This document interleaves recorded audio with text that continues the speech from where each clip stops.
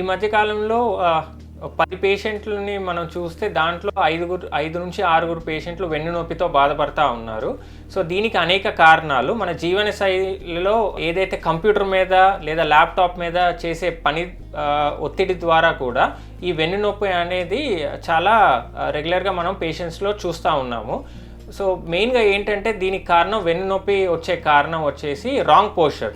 మనం ఏదైతే కంప్యూటర్ మీద పనిచేసేటప్పుడు ఏదైతే రాంగ్ పోస్చర్లో మనం కంప్యూటర్ వాడుతున్నామో దాని ద్వారా వచ్చే వెన్నునొప్పిని కంప్యూటర్ మాల్ పోస్చర్ సిండ్రోమ్ లేదా కంప్యూటర్ స్పాండిలైటిస్ అని మనం అంటాము. ఇంకో మేజర్ తప్పిదం ఏదైతే ఉంటుందో మనం కంప్యూటర్ వాడేటప్పుడు ముందుకు వంగి లేదా సైడ్కు వంగి వర్క్ చేస్తూ ఉంటారు చాలామంది.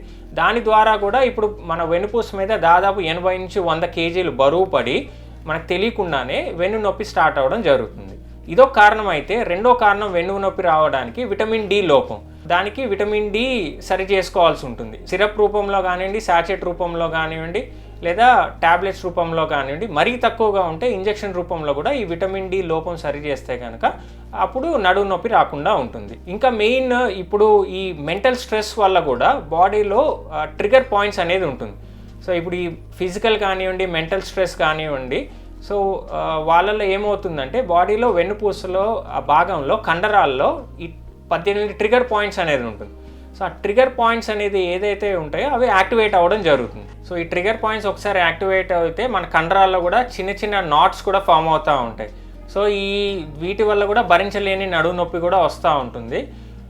సో దీనికి మనకి పని ఒత్తిడి నుంచి ఉపశమనం పొందడం, యోగా కానివ్వండి, మెడిటేషన్ కానివ్వండి, ఇలాంటివి చేసి పని ఒత్తిడి దరిచేరకుండా ఉంటే కనుక నడుము నొప్పి కూడా రాకుండా ఉంటుంది. రోజు టైం ఉన్నప్పుడు ఈ నడుముకి లంబార్ స్పైన్ స్ట్రెంథనింగ్ ఎక్సర్సైజెస్ కానివ్వండి, స్ట్రెచ్చింగ్ ఎక్సర్సైజెస్, అన్నిటికంటే మించి సూర్య నమస్కార ఎక్సర్సైజెస్ కూడా చేస్తే కనుక వెన్నుపూస కండరాలు బాగా బలంగా ఉండి ఎప్పుడన్నా ఒత్తిడికి లోనైనా కూడా డైరెక్ట్గా ఈ ఇంపాక్ట్ వెన్నుపూసలు కానివ్వండి లేదా డిస్కుల మీద పడకుండా ఈ మజిల్సే ఆ పని ఒత్తిడి అంతా కూడా తీసుకుంటుంది.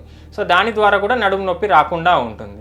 ఇంకా దీంతోపాటు ఈ విటమిన్ డి ఇంకా కాల్షియము డైట్ ఉన్న ఆహారం ఎక్కువగా తీసుకుంటూ ఉంటే 2 గ్లాసులు పాలు, ఎగ్, ఫిష్, నాన్ వెజ్, దాని తర్వాత హై ప్రోటీన్ డైట్ ఇవన్నీ కూడా తీసుకుని ఈ జీవన శైలిలో కూడా చిన్న చిన్న మార్పులు చేసుకుంటూ ఉంటే కనుక ఈ నడుము నొప్పి అనేది దరిచేరదు.